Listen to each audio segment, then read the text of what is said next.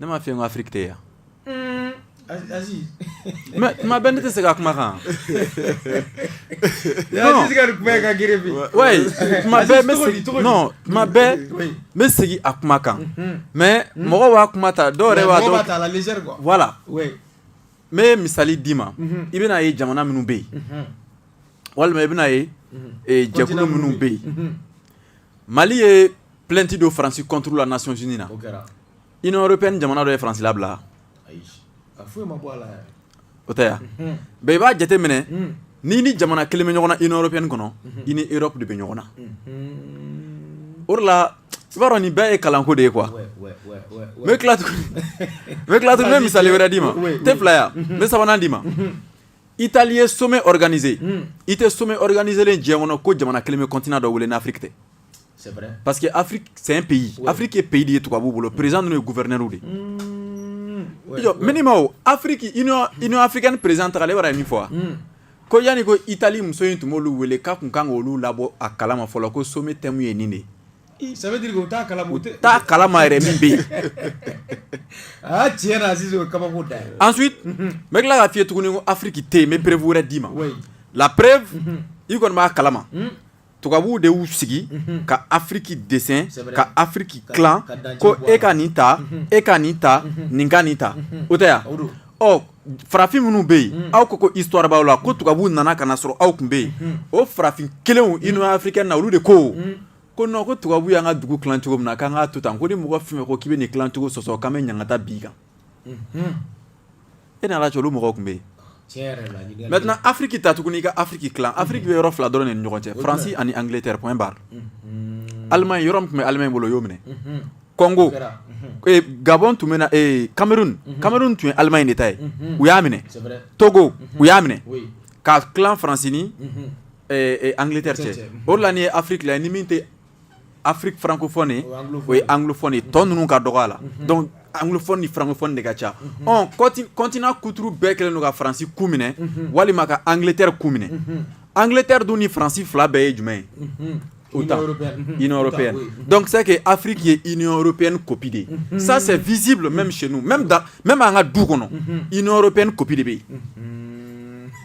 École la Union européenne copie de bɛ yen. Voilà bon.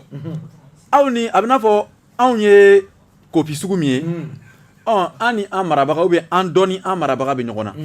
Mais aw tɔw bɛ se ka mun de kɛ? Kuma laban ye mɔgɔ min ta ye. N'o y'a bila yɔrɔ min na e b'a bɔ yen cogo di? Donc u tɛ se ka communiquer kɛ. Depuis ne y'a ye Tunisie kelen bɔra ka Union africaine bagabaga ne y'a ye mais africain kan ka sa de. Union africaine ɲɛmɔgɔ bɔra ko Tunisie bɛ ka min kɛ k'a man ɲi ko affaire étrangère bɔra k'a fɔ ko hali Chine b'a kɛ foyi ma bɔ a la. Ni m'a ye fo nana i ka fɛngɛ ka yan n ko k'a ko ka di ne ya. Nga an ka baara k'an fɛ yen. Donc ɲɛ t'a la n'olu jamana ninnu tɛ kelen ye.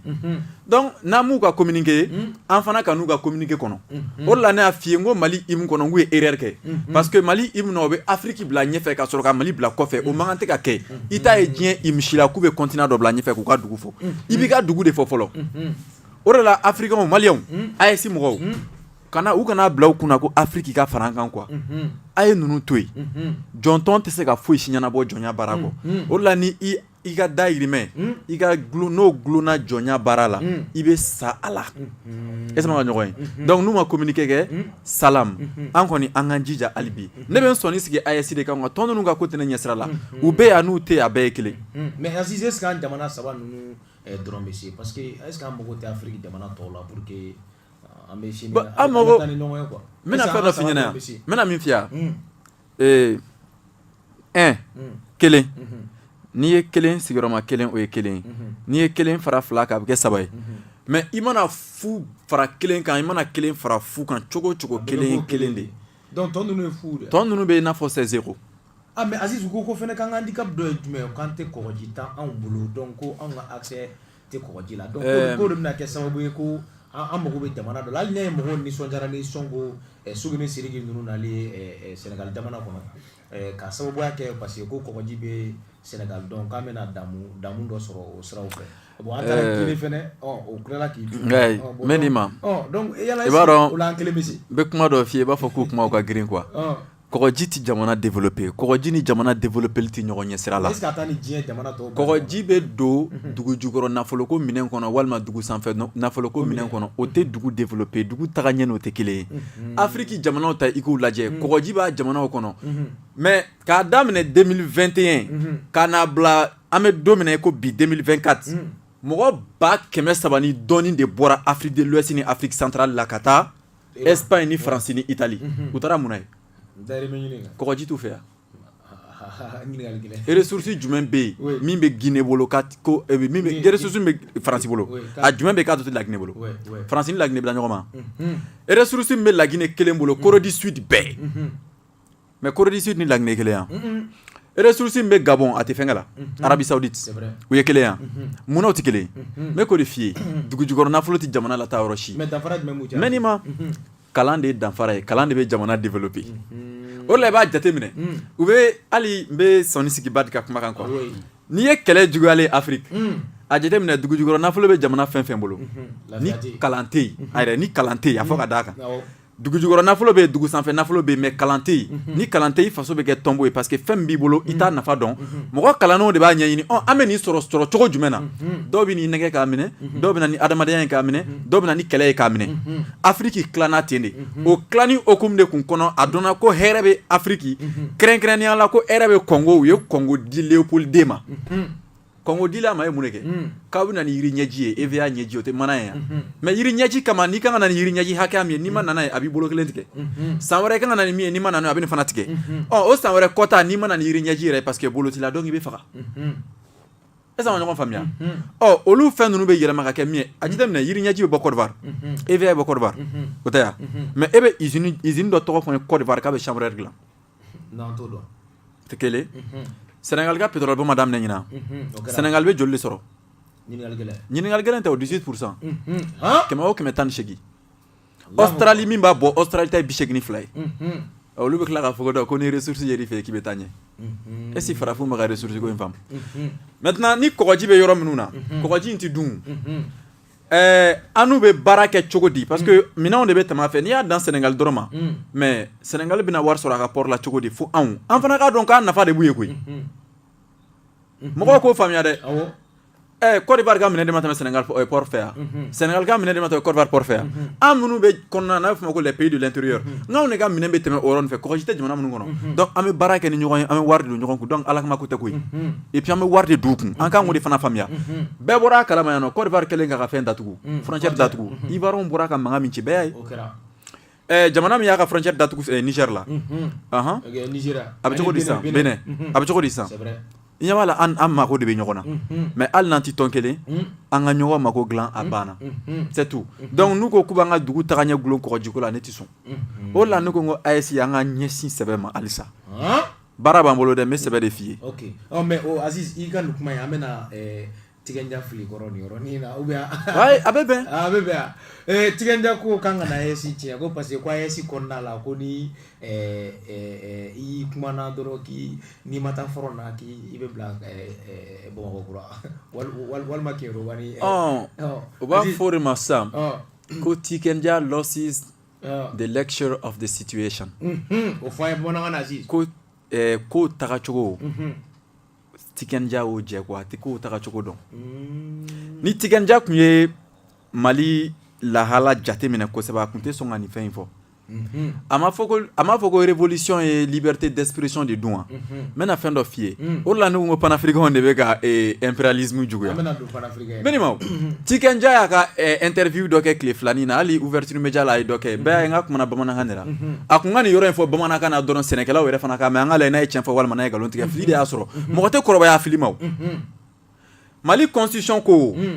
ko adamaden bɛɛ yamaruyalen don ka i hakilinata fɔ i sago la mais a ka kɛ bonya ani karama kɔnɔ liberté d'expression ma dun maa fɔra de ko manamanakan de tɛ fɔ an balimakɛ ye Tezawaten fɔ bɛɛ b'a dɔn min tun bɛ Tezawaten mɔgɔw ye jaw ye Tezawaten u t'a dɔn ko kojugu don quoi maa misali dɔ d'i ma mɔgɔw ye Starlink ye rebelle ka mobili kan Starlink ye mun ye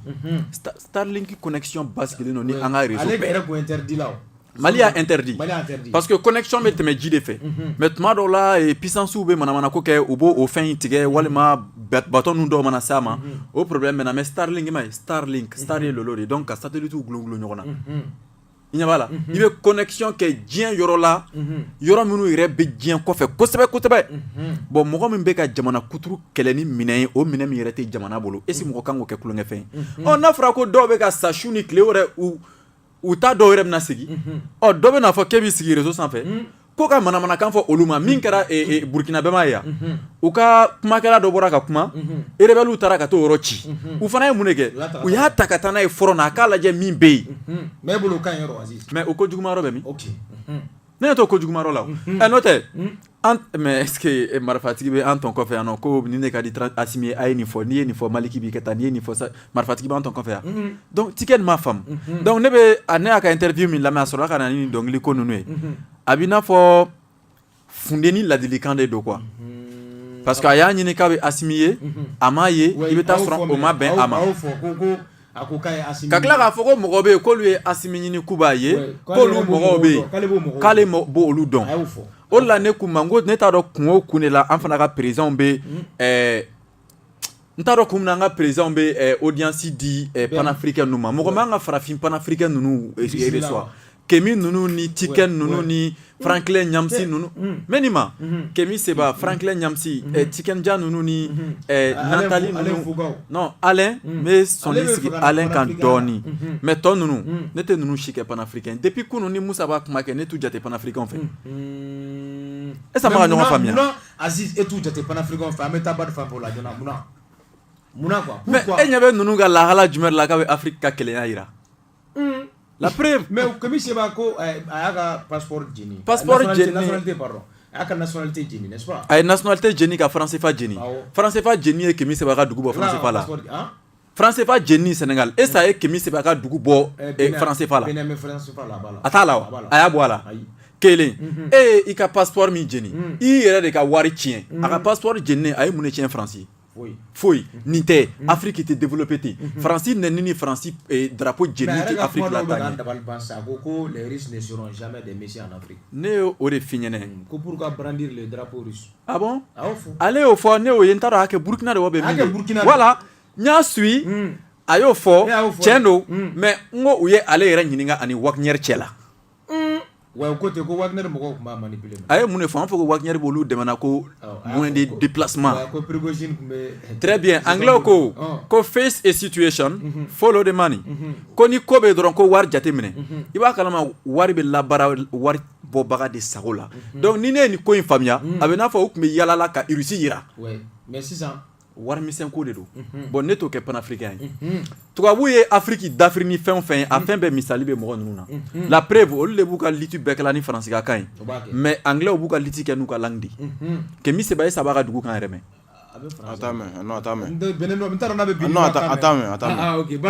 donc a bɛ yira sisan génération future la i n'a fɔ Faransi dɔgɔyali de panafricain o ye nkalon de ye Diomaye ninnu y'o jan de da mɔgɔw ɲɛ kana fanga la donc n'i y'u dɔgɔya dɔrɔn pap an bɛ tugu i kɔ donc u nana fanga la a filɛ nin a bɛna taa Faransi ni a taga ko joli n'a ye donc ne ti i b'a dɔn quoi o de la k'an da don a kuma na man di n ye quoi en intervalle d'un mois ɲɛ b'a la o de la intervalle kɔnɔ a bɛna siɲɛ saba kɛ ɲɛ b'a la cɛ in ko ten Ousmane Sonko ko il est temps ko Faransi ka a sen bɔ Afrique i sen bɔ Afrique kan kan e kɛra président halisa o bɛ fɛnkɛ la Faransi tɛ ka Afrique minɛ ni franc CFA ye o y'a falen yan olu ye kuma de ye pour que ka besoin de créer n'o tɛ n bɛ nin ma Mauritanie bɔra franc CFA la a ma se nin ma Algérie bɔra la mɔgɔ bɔra a kalama a y'an ka mɔgɔkɔrɔbaw ɲininka wagati min na Algérie tun bɛ zone franc na a bɔra est ce que a kɛra tan Vietnam bɔra zone franc na est ce que nin ziiri ba dara wariko in i da tur'a la i ko ko Mauritanie y'a ka wari créer ka bɔ franc CFA la k'a ma gɛlɛya Algérie fɛnɛ y'o da kelen fɔ Algérie ma yala anw ta in a bɛ ka ko n t'a dɔn a bilalen don walima a bɛ ka sumaya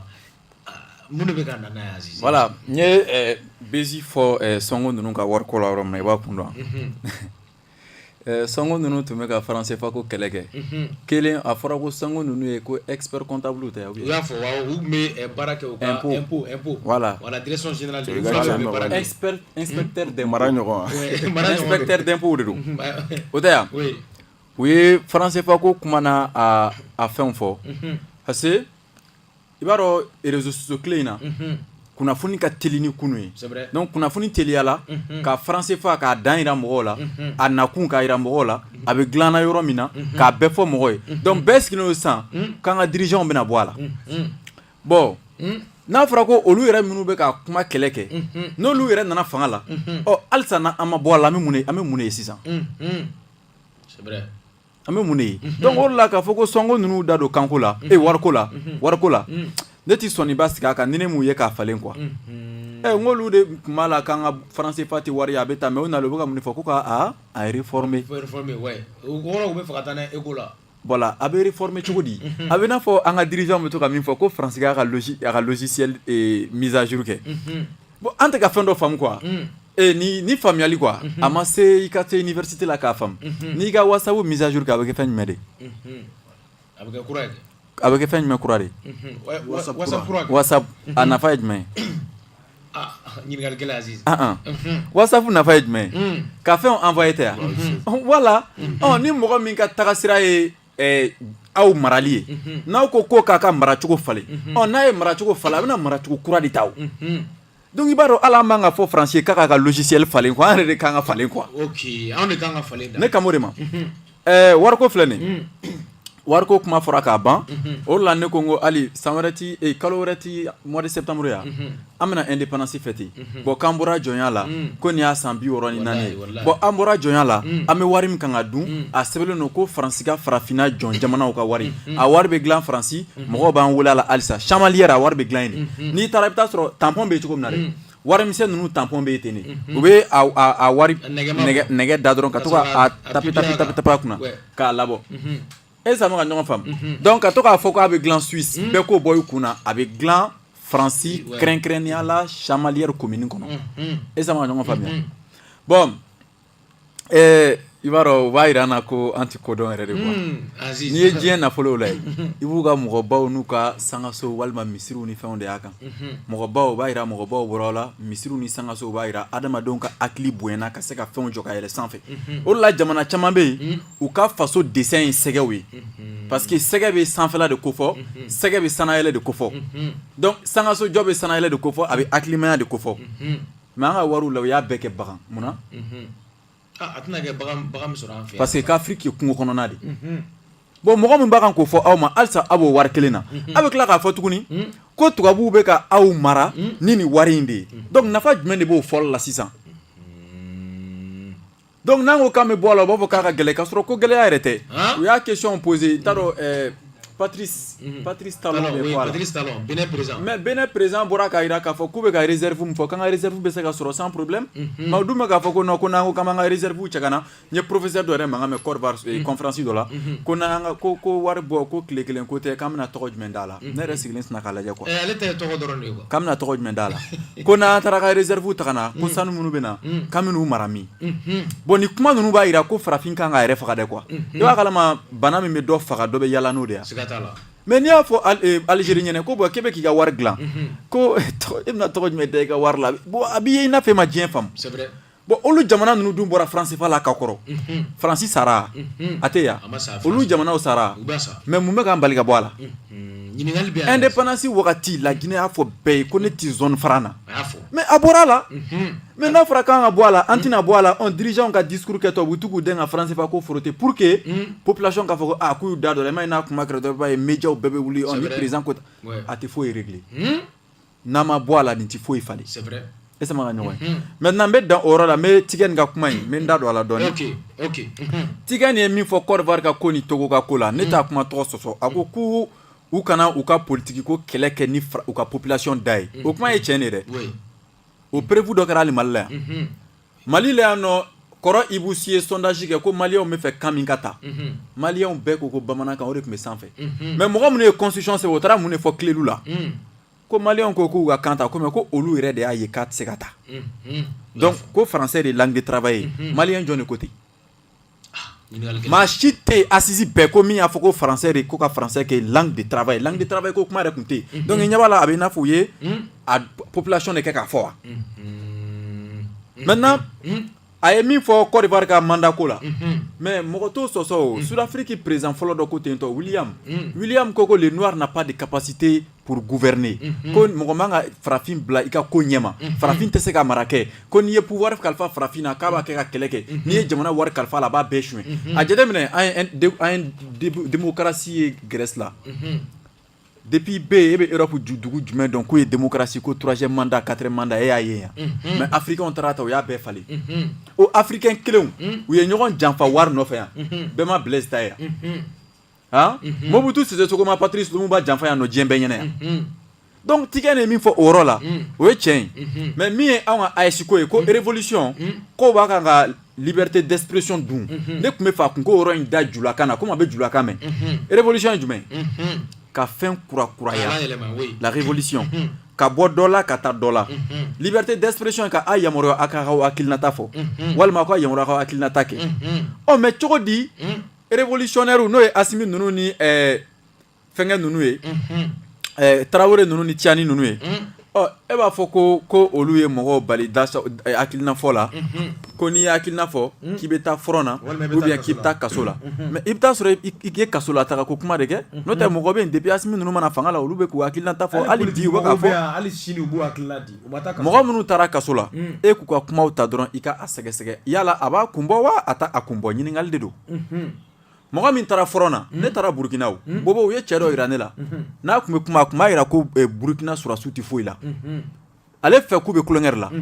Arasa kuma kun mais a taara front na a nana dɔrɔn Arasa a ye Arasa bɛɛ bɔ a kun a tubilen de nana a yɛrɛ y'a dɔn min bɛ yen bon Tikɛ nin ka kuma bon ne t'a dɔn nin ko in ye min ye quoi donc a ye dusu kuma de bɔ mais a bɛ kan kɔnɔ k'a ye AES bilasira non n'o tɛ a ye proposition jumɛn k'a ka dɔnkili kɔnɔ k'a kana AES tiɲɛ fɛn minnu bɛ se ka kɛ ka AES tiɲɛ e bɛ se ka AES ɲɛmɔgɔ bilasira cogo di ka bɔ u ma a fɔ n'o tɛ ne sira la ne y'a ye n ko n'i bɛ taa Burkina ou bien n'i bɛ bɔ Burkina ka na Mali la n ko an ka militaires bɛ wari minɛ population na k'a dun fɔra k'an ye kelen ne ye n ka solution proposé o ne ko n'an ko k'an ye kelen n ko an ka ɲɔgɔn ka papier reconnu ɲɔgɔn fɛ yen walasa fɛngɛ tracasserie routière ka dabila Asimi yɛrɛ ma taa segin a kan mais lui il a proposé quelle solution bon an sɔmina quoi donc dala caman tun bɛ yen kumakɛla caman tun bɛ yen u tun bɛ critique de kɛ mais solution tun tɛ yen mais nafa n binna kɔlɔn kɔnɔ o fɔli nafa fosi t'o la i bɛ miiri bɔcogo de la bɔcogo jumɛn b'u bolo an mago b'o de la ni critique ninnu tuma tɛmɛna Aziz an ka taa lan kɔnɔ Mali ka kanko an y'a ye k'a fɔ jamana saba ninnu i yɛrɛ ko AES minɛ ɲuman don Tiani mana bɔ o bɛ nanzarakan fɔ i bɛ fɛnɛ nanzarakan fɔ don ka sɔrɔ i bɛ bamanankan yɛrɛ mɛn Asimi fɛnɛ bɛ nanzarakan fɔ donc an y'a ye sisan donc est ce que an ka jamana marabaga ninnu ka AES jamana marabaga ninnu est ce que u ka objectif kan an ka kan yɛrɛ ka don ba la est ce que a b'u ka laɲiniw kɔnɔ wa n'i ye kanko fɔ dɔrɔn i bɛ hakili ko de fɔ donc ni kanko sumayalen don o b'a yira k'a fɔ ko adamadenw ka hakili dayɛlɛlen autorités fan fɛ o ka suma mais an ye kanko kɛlɛ kɛ an tilala ka nisɔndiya sommet bannen mais an t'a ko bila dɛ sommet la ne yɛrɛ ye critique caman k'a la n ko aw de farala ɲɔgɔn kan ko aw ti Faransi fɛ ko Faransi ye impérialisme jamana ye impérialisme dun ye jumɛn ye jamanaba dɔ ka jamana denni dɔ minɛ k'a don a ka mara kɔrɔ nafoloko sira kan o de la u b'an ka wari dilan ka d'a ma tagaboloko sira kan o de la ni mairie ma kɛ muso min na o tɛ content k'ale furula o de la Bob Marley ko k'ale tɛ mairie kɛ ko parce que ko c'est système babylonien wa quoi la Babylone ko babylonais ka système de don k'ale t'a kɛ est-ce que an bɛ ka ɲɔgɔn faamuya ka i ka fɛn boli a kan sécurité ko sira kan o de la hali an y'a ye an voisin taara ka taa Faransi ka maramafɛn singa ka n'u ka défilé kɛ n'a ye Mali tila tuguni ka ayiwa hakili b'a faamu ayi mais Aziz ni ma an ma nin faamu parce que an voisin ka taa Sénégal an voisin ye Côte d'Ivoire an voisin Sénégal ka défilé ma se fɔlɔ sa mais an voisin jumɛn Aziz ni ma a bɛ tɛmɛ an y'a ye Côte d'Ivoire ka défilé la an ɲɛ bɛ Faransi drapeau b'u ka fɛn kan ka sɔrɔ o dun tun bɛ k'anw bagabaga n'a ye u yɛrɛ ko Russie ye pakoti feere a ma an dun ɲɛ b'a la u ka avion de chasse dɔ tɛmɛna a fɔra ko Russie dɔw feere u ma e ɲɛ b'a la farafinw ka kow faamu donc o impérialisme minɛn kɔnɔ fɛɛrɛ de don tubabuw ka se k'u ka fɛn tagabolo boli an kan o tagabolo bɛ boli an kan ni fɛnba fɔlɔ min ye o ye kan de o de la o kanko kɔnɔna la aw ka sariya e m'a ye an ka jurisi ba fɛn fɛn bɛ yen n'a bɛ fɔ ko maître a bɛɛ y'a ka droit kalan kɛ Faransi an ka économiste ba kɛmɛ o kɛmɛ a 80 bɛɛ y'a ka économie kalan Faransi an ka professeur ba kilan bɛɛ bɔra Faransi Jɔnkuna bɔra Faransi de Modibo Keyita bɔra Faransi Senghor bɔra Faransi Senghor yɛrɛ de tun ko non ko farafinw kana ta indépendance la kosɛbɛ ko colonisation ka to senna parce que lui il a été ministre Félix Houphouët-Boigny tun ko ten bon ne tila k'a kɛ ko ale de Bamako tɔgɔ dalen don Félix la ni ne bila Assimi nɔ la ne bɛ nu ci de mais Alpha dɔw kɛ o Alpha de a ye nin gɛlɛya très bien parce que u min ninnu tun bɛ yɔrɔ kelen faransi ye nɔ olu de bɛ ɲɔgɔn dɔn a bɛ n'a fɔ a ye min fɔ quoi kɔnɔ sugu kelenw de don u bɛ pan ni ɲɔgɔn ye est ce que ma ɲɔgɔn faamuya maintenant pour que ka se ka an mara u y'o kan min don an kun na u ye jamana ninnu bɛɛ mara n'o ye walasa jamana ninnu kana se ka dogo faransi la ko BBC bɛ wari don a ka anglais la a n'a ka chaîne na Amérique Maison Blanche secrétaire dɔ ko ten ko farafinw t'a kun dɔn k'a kun ye jumɛn parce que ni mɔgɔ fɛn bɛ kuma i ka kan na a b'a ka hakilina f'i ka kan na donc e b'a ka hakilina dɔn k'a sɔrɔ a m'a lawaleya donc u ka sommet laban kɔnɔna na an nana ye u kumana kanko la n'u kuma kanko la ne kuma ye sommet in nafa t'a la u ko u bɛna fɛɛrɛ kɛ ko ka AES jamana kɔnɔdenw la kunnafoni n'u u yɛrɛ ka fasokanw labaara cogo ɲuman ye AES sommet fɔlɔ bɛnkan ko ten de parce que kumasulu don Mali k'a fɔ ko a b'a la France mais e bɛ ka baara kɛ français la mɔgɔw bɛ mandat de dépôt bɛ da mɔgɔw kan français la n'i yɛrɛ taara Burkina olu ko k'u ka k'u yɛrɛ ye Burkina b'u ka faso danfini de don mais Burkina fɛn bɛɛ bɛ kɛ français la Niger fɛn bɛɛ bɛ kɛ français la français de bɛ yɔrɔ bɛɛ fo ka kɛ sababu ye ka kɛ administration yɛrɛ sigira Faransi ta sigi cogo la o kumasulu misali dɔ ye jumɛn n'i taara hali Mali ministère de l'éducation na i bɛ taa sɔrɔ français de sɛbɛnlen don sanfɛ ka bamanankan sɛbɛn duguma mais colonel Sadio taara Mauritanie a taara camp dɔ visiter kan in a kun sɛbɛnlen don cogo di c'était en arabe ka sɔrɔ ka français sɛbɛn duguma oui mais nka ni Mauritanie bɛɛ kun ye colonie française ye bon an ye nin de ɲɛf'u ɲɛna o n'i ma ɲɛ jufa sogo dun kɔ a dun k'i da maraka n'i ma ɲɛ i yɛrɛ yirali kɔ i yɛrɛ yira f'a k'a fɔ k'i yɛrɛ yira ci tɛ ne don donc AES jamana ɲɛmɔgɔ kumana kanko la a ɲɛna mais an b'a a waleyali de kɔnɔ k'a fɔ ko ka livre ni fɛn bɛɛ traduit fɔlɔ o ko tɛ mais discours minnu bɛ kɛ k'u ka discours ninnu kɛ u ka kan na n ye Amérique États-Unis ambassadrice ye Mangoro ko kuma na Mangoro bɔra olu bɛ kalan kɛ anglais la Mangoro ko kuma na américain nana ka n'i sigi ka discours kalan bamanankan de la quoi est ce que an bɛ ka ɲɔgɔn faamuya Esa bɛ ka kuma in faamuya kana ka discours kalan bamanankan na Mali kɔnɔ américaine wa an ye un de fɛnɛ ambassadeur o ye an ka hymne national yɛrɛ a n'a denw o kalan u ye bamanankan mɛn o to ya mais an yɛrɛ minnu ka hymne don kalo kalo drapeau yɛlɛli min bɛ kɛ palais la Asimbo drapeau o drapeau bɛ bonya n'o hymne bɛ ka yɛlɛ en français Burkina dun ko k'ale ye lanko misali ye Mali la ko bon ko désormais k'olu ka yɔrɔ foyi si tɛ yen k'a hymne bɛ yɛlɛ français la bilen donc o la ne dabali bi ba Mali la quoi et puis e b'a dɔn u ye min bila Burkinakaw kuma kɔrɔ ko Burkina bɛ k'i mabɔ Faransi la quoi donc i ɲɛ b'a la Burkina bɛ ka Faransi ka kan bila o ye mabɔli ye donc ça veut dire que kan de bɛ jamanaw danfara ka bɔ ɲɔgɔn na n'an ma se k'o kɛ n'an tora Faransi kan o b'a jira sisan man di Faransi la n'a ta tiɲɛna o tɛ kelen ye dɛ mɔgɔ wɛrɛ bɛ na sisan o kelen don parce que Faransi informé len don an ka ko kan ka tɛmɛ an yɛrɛ kan mais hali an ka service de renseignement mɔgɔ jateminɛ o ye kumakan jumɛn na français tɛ yan non n bɛ bɔ a kuma na nin de ye mais États-Unis guerre wagati u ye mun de kɛ Allemagne tun bɛ mun de k'u la a tun bɛ anglais mɛn dɔrɔn a tun bɛ Amérique ka renseignement bɛɛ minɛ a tun b'a dɔn Américain bɛ fɛ ka min kɛ Amérique sɔmina i b'a dɔn u ye mun kɛ u sinna dɔrɔn ka u ka indi kan dɔ bɛ yen k'o o mɔgɔw bila u ka section bɛɛ ni ɲɔgɔn cɛ u bɛ kuma u ka kan na n'i y'a mɛn k'a bɛ anglais minɛ a bɛ ka anglais mɛn donc o amérindien kan in a dun t'o mɛn o bɛ minɛ cogo di donc a kɛra laisser passer u ye Allemagne gosi an fana kan ka baara kɛ n'an ka langue de ye Aziz impérialisme n ye impérialisme f'i ye ani panafricanisme ninnu nin bɛɛ est ce que panafricanisme an bɛ don min na komi bi olu fana ka kɛlɛ pour que ka impérialisme kɛlɛ bon bamanankan yɛrɛ la i ka panafricanisme ye jumɛn comment impérialisme ye jumɛn bon n y'o de f'i ye impérialisme yɛrɛ an y'a sɔrɔ français fɛ n'o tɛ anglais ka mot de don impérialisme bɛ se ka da fɛn min na dɔɔni o ye marali de ye parce que jamanaba dɔ ka jamana dɔ ta k'a don i ka mara kɔrɔ o de don donc i b'a mara k'i ka setigiya jira a la ka i mago bɛ fɛn min na k'olu minɛ a bolo mais abada min maralen don i bolo i t'i fɛ hali i si k'a dɔn ko a delila ka dɛmɛ k'i ye b'o prévu d'i ma sisan guerre mondiale la u nana ka na farafinw cɛ u y'u cɛ yɔrɔ bɛɛ dɔn mais de fait k'u tɛmɛna Sénégal fɛ u ye Sénégal tɔgɔ da u la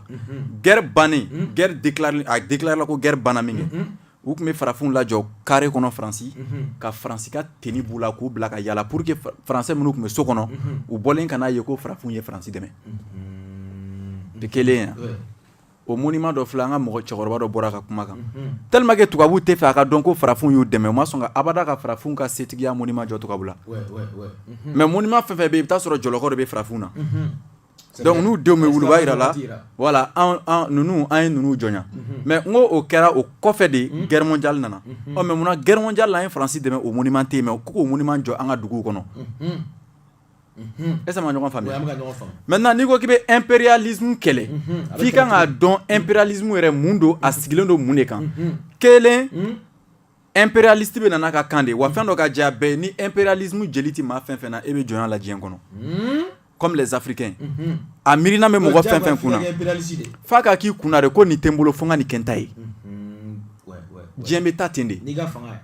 mais a lajɛ kɛ an ye tora ɲɔgɔn sama-samali la dugu ma yan nɔ dɔrɔn irisiw sina k'u ɲɛsin sanfɛ Amérique y'u ɲɛsin sanfɛ 2030 Égypte yɛrɛ ko k'ale bɛ taa sanfɛ mun de bɛ sanfɛ an ka taa ɲɛɲini est-ce que ma ɲɔgɔn faamu anw bɛ yan an ma tila ɲɔgɔn faga ni marimafɛn san ni kɔngɔjugu ni tunga taga la fɔlɔ donc o b'a yira san 50 dɔnniya min bɛ ka na diɲɛ kɔnɔ fɔlɔ Afrique sen t'a la o prévu fana b'o ye o prévu baden bɛ hali téléphone ninnu ni fɛn ninnu est-ce que ma ɲɔgɔn faamuya donc impérialisme bɛ kɛlɛ ni mun ye a bɛ daminɛ école yɛrɛ de la fɔlɔ mais cogo di an ka école maîtres b'a kan ka balo mais a sɛbɛnlen n'u ka livre kɔnɔ ko ninnu nana ko ka na Ala de yira aw la ninnu de nana ka na aw ɲɛ yɛlɛ diɲɛ kɔnɔ jama k'a kɛ to n'a fɔra ko hali kafoɲɔgɔnya kɛcogo ko tubabuw de b'o yira farafinw na furu siricogo olu denw tɔgɔ jacogo denwuli ni fɛnw kɛcogo a bɛɛ ye olu mariage jamana fɛn bɛɛ ye olu kɛcogo ye donc tubabuw ka laɲini tun ye min ye o ɲɛnabɔra donc i m'a ye olu tun bɛna farafinw minɛ ni jɔlɔkɔ de diyagoya la ka taa n'o ye tubabu la mais sisan farafinw yɛrɛ de bɛ sa kɔgɔji la tubabula nɔfɛ donc u ka laɲini tun ye nin de n'an ko k'u ye farafinw minɛ k'u ye farafinna fantanya adamaden na an minnu bɛ taa an yɛrɛ ye sinon jɔn de bɛ ka yan fantanya an yɛrɛ tɛ yan u tun bɛ farafinw minɛ diyagoya k'u don école la mais bi farafinw yɛrɛ bɛ miliyɔn da u denw kan ka taa n'u ye faransi ka école la ko parce que ko hali niveau tɛ an ta ninnu na an ka minisiribaw tilan bɛ den bɛ liberté ya la donc impérialisme tɛ kɛlɛ abada na anw ma an yɛrɛ valoriser k'a dɔn an yɛrɛ ye min ye parce que fɛn min ka di ye ani fɛn min ka ɲi ma n'i sera ka danfara dɔn u ni ɲɔgɔn cɛ dɔrɔn i bɛ lafiya. Merci beaucoup.